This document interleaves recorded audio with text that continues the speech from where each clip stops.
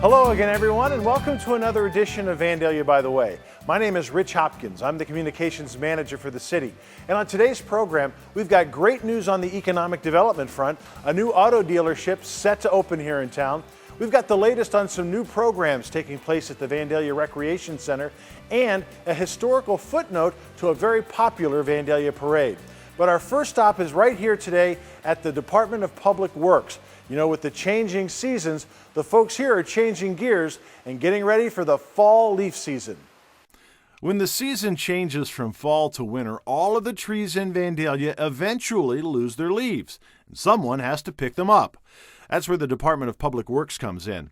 Public Works Supervisor Steve Nichols says his crew makes sweeps through town to pick up and take away what Vandalia residents can rake to the curb. We ask that they put the leaves in the street approximately a foot in front of the curb, allow room for water to get around the leaves and into the catch basins. We ask that they do not put yard waste, grass, or limbs or brush in the leaf piles. Don't park on top of the leaves, that could cause a fire. We also ask that they remove their car from the street on the day that their pickup is scheduled, and they can look in the drummer or contact the city and we can tell them exactly what day we'll be there to pick up their leaves. Over the years, the length of leaf season has increased as more and more trees hang on to their leaves into the month of December. That means crews will make 4 sweeps through every neighborhood to get those leaves picked up. We start the second full week of October and we go till the second week of December. So if they'll look and find what zone they're in, they can see exactly what day during them weeks that we'll pick up their leaves. Nichols and his crew had a unique problem in late September. Heavy rains overwhelmed the stormwater sewers, leaving roads like Randler Avenue underwater. His crews were quick to the scene to wade through the knee-deep water and look for any blockages. Problem we have with storm sewers, people dumping grass or trash, cardboard, anything that gets into the storm sewers, it can plug the manholes, it could plug the pipes and cause a backup or an overflow, or it could cause a flooding incident. In this incident, there was nothing blocking the drains or the pipes, but in years past, everything from tires to backpacks have blocked drain pipes and led to flooding. So if you don't want your neighborhood to look like Lake Vandalia here, be careful to keep the storm basins clear and ready for business. It won't be long before a new car dealership in Vandalia is open and ready for business. The folks who own Joseph Airport Toyota are close to opening the doors to a new Hyundai dealership. Assistant City Manager Greg Shackelford says the construction crews are down to some very minor detail work. You can see how much progress they've made. We got a little different angle that we're shooting from here, but they're putting the finishing touches on right now. The asphalt's going to be completed, and they're also finishing the last pieces of the puzzle cosmetically with the roof and some of the siding. Christian Hahn is the general manager of Joseph Airport Dealerships. He says most of the hard work is done and the dealership is just about ready for prime time. We're really excited about it. We're going to start with about 25 employees in parts, service, new and used. We expect to be open sometime mid to late October. Hahn says customers who shopped at the Joseph Toyota dealership will find some familiar similarities in the Hyundai business. A lot of the same things that you get at Joseph Airport Toyota, like a large selection, low pricing and ease of doing business, great service department. When the neighbors come in and see the facility and the comfortable lounge and the other amenities we have, it's going to be the greatest buying experience. If you want to buy a Hyundai, you're going to buy it at Joseph Airport Hyundai. The construction project began in April of this year and after a slow start picked up steam over the summer months. Hahn says the city of Vandalia helped to keep the project moving along. The city has been fantastic. I've worked in other municipalities where everything is a fight. The city helped us every step of the way, telling us what we needed to do to make the building permits smooth, make sure that we were complying as a good neighbor, and along with getting the signs, which was the last step. Assistant City Manager Greg Shackelford says the dealership is just one of several projects he's currently working on. He says a major announcement on Project Triplet, that's a deal that could bring hundreds of jobs to Vandalia, might be forthcoming in the next few weeks. It's kind of the last piece of the puzzle. They're still looking at a site in Richmond, Indiana. That is a possibility, but we had gone to the state. Last week we had a meeting, and we're looking for the state to come through for us with a go-forward letter to allow them to potentially get started with their project. and they're going to put a package together that would help them with job creation tax credits that would be in addition to what we were able to come through with them for the EDGE grant. There's a couple hundred employees that would come and work in the city right away, and potentially another 50 to 100 in the next 2 to 3 years. Construction and renovation work has already begun on the future home of Columbia Engineered Rubber, just off Brown School Road. Shackelford says the company has chosen Vandalia's old Masonite building as its new home. We're in the process of getting that money to them now. They've got the project underway. If you've been by there, you can see that they're doing some roof renovations, as well as they're working on the side of the building so that they can get it in order to paint it and resurface it. It should look really nice. We're probably looking at first quarter, possibly second quarter of 2012, where they get in, and it should be another 50 employees right out of the gate, potentially up to 75 or 100 in the next few years. And another company that's moving into Vandalia soon is Carter Logistics. Construction has been underway for the shipping company's new hub for the past several months. Things were right on schedule until a nasty windstorm blew through in September. It caused the two-story area where their office space was going to be collapsed, and they basically put them a couple months behind.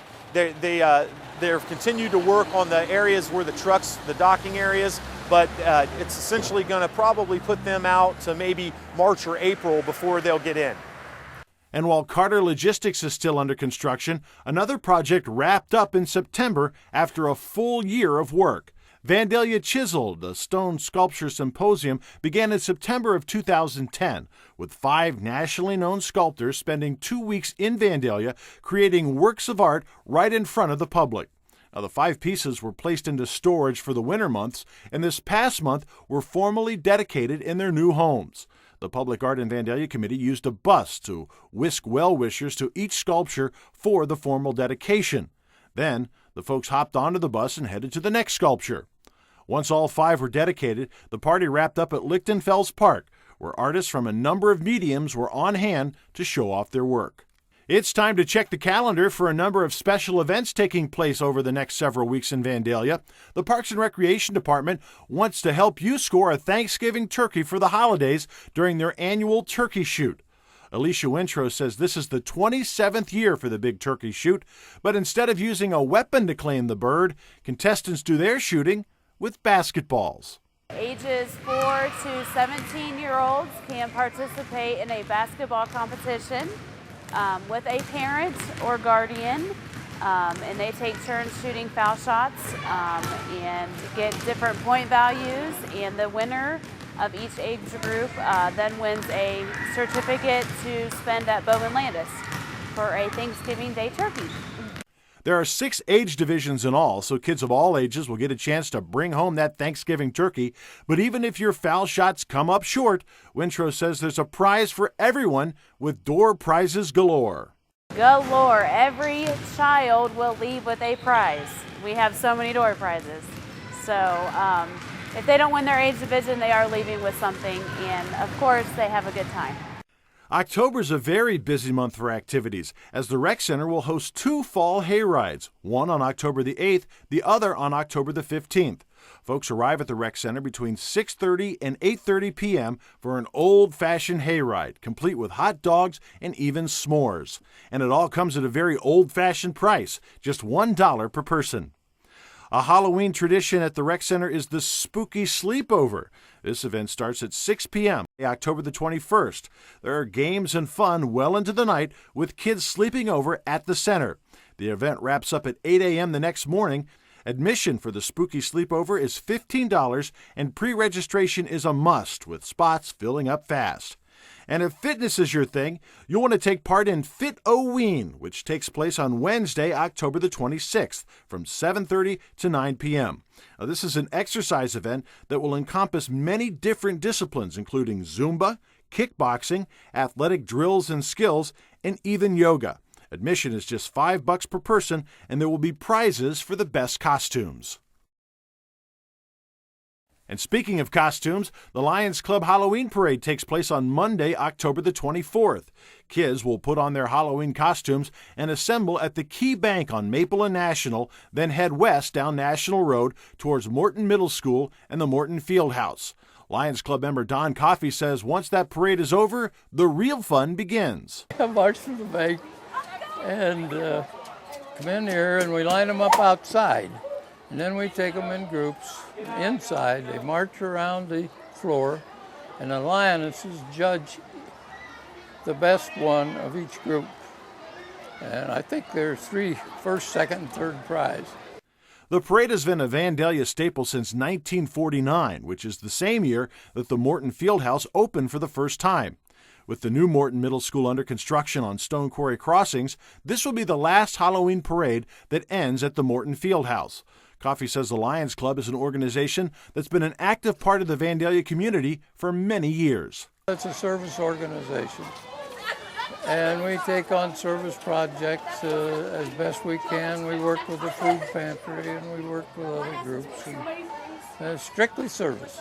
Service is also the primary mission of the Vandalia Division of Fire, where this month the crews open their doors to the public for an annual open house. Now, the open house is the official kickoff to Fire Safety Month. Vandalia Fire Chief Chad Follick says the theme for Fire Safety Month this year is protecting your family from fire. That is our focus this year, so this falls right into line with that. And it just basically is to know escape routes from your home, to know how to mitigate simple hazards within the home that could cause fire, and to just have safer practices, cooking practices. If you smoke, handling your smoking materials a little more safely, and making sure you have operating smoke detectors in your residence, and those type of simple safety steps that can be taken to critically improve the safety of your family.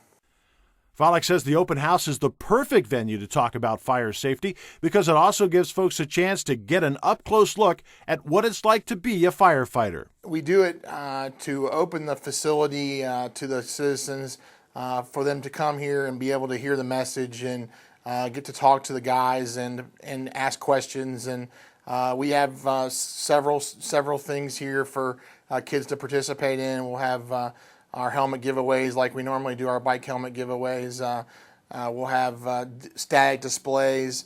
The open house takes a lot of work from the members of the Division of Fire, but Follick says a number of community partners also step up to help make the event worthwhile. We have a huge amount of partners, Kettering Medical Network, Grandview Hospital, Dixie Kirkland, who's the EMS outreach coordinator, does a great job for us. There'll be gun locks here. There'll be staff here from Kettering Medical Network to do some health screening. There'll be some handout material from them. We have Batteries Plus that always helps us with our smoke detector program and batteries. If you missed the open house, don't fret. Follick says the Division of Fire is always happy to deliver that fire safety message, and they're willing to take that show on the road. We're always available to do firefighter visits, firefighter tours of the fire station, any stop, drop, and roll programs, but it just requires a phone call to the fire headquarters and make a schedule, or an inquiry via the internet at our email address. And that web address is www.vandaliaohio.org. Check out the link for the Division of Fire, and you'll get information on fire safety and how the Vandalia Division of Fire can help you carry that message through. That's going to do it for this edition of Vandalia By The Way. I'm Rich Hopkins. Thanks for watching, and we'll see you next time.